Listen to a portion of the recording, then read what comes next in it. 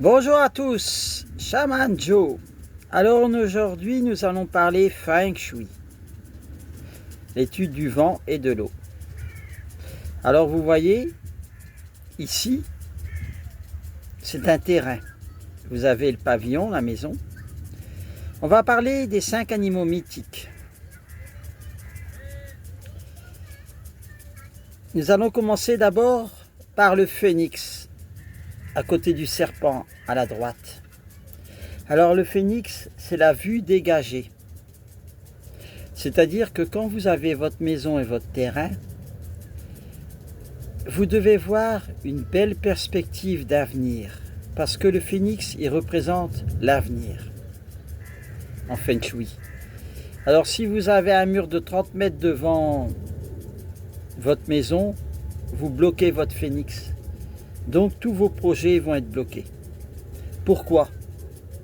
Parce que tout est relié au bagua du terrain et au bagua de l'habitation. Et le Feng Shui, c'est ça. On doit harmoniser les 5 dans votre terrain. Vous avez sur la droite, par rapport au pavillon, on va dire que la porte d'entrée, elle se situe vers le phénix.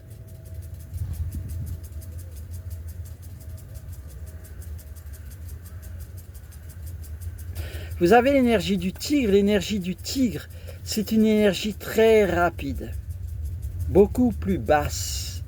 C'est-à-dire qu'on va préconiser aux propriétaires du terrain de mettre une petite haie et de la tailler. Après, en haut, tout en haut, vous avez l'énergie du dragon. Alors le dragon, c'est le maître en sagesse. Le dragon, dans une chambre à coucher, c'est les grandes armoires. Parce qu'après, on peut faire aussi le Feng Shui de la chambre à coucher. Et on retrouve les 5 animaux mythiques. Alors là, on va conseiller aux propriétaires de laisser des grands arbres, des peupliers, mais des grands arbres. Comme ça, le propriétaire il va bénéficier de la force du dragon dans son habitation et dans son jardin. Vous avez aussi la tortue. Alors la tortue, c'est un symbole magnifique. Les taoïstes autrefois, ils ont longuement observé la nature.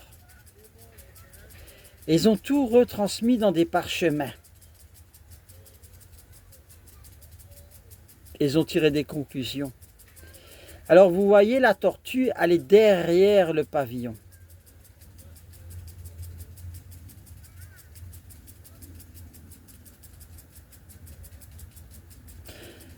En fait, dans le Feng Shui, les animaux mythiques sont très importants. Si vous respectez pas ce cycle, la désharmonie va arriver. On n'a pas des maisons et des terrains par hasard. On a ce qu'on mérite d'avoir tout simplement. Selon la synchronicité de l'univers, bien sûr. On n'habite pas au 13 par hasard ou au 14 par hasard. Vaut mieux habiter rue du Paradis que rue du Noyer Bossu. Vous comprenez ?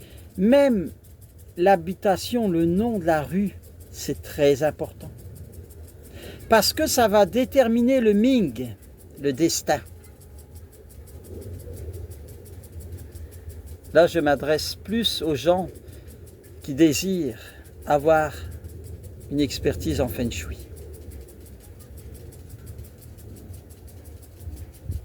Après, on peut agir, on peut faire des plans pour les jardins. On peut faire le bagua du jardin, le bagua de la maison, le bagua des pièces, le bagua de la chambre à coucher. Si vous voulez savoir qu'est-ce que c'est qu'un bagua, vous allez dans d'autres vidéos.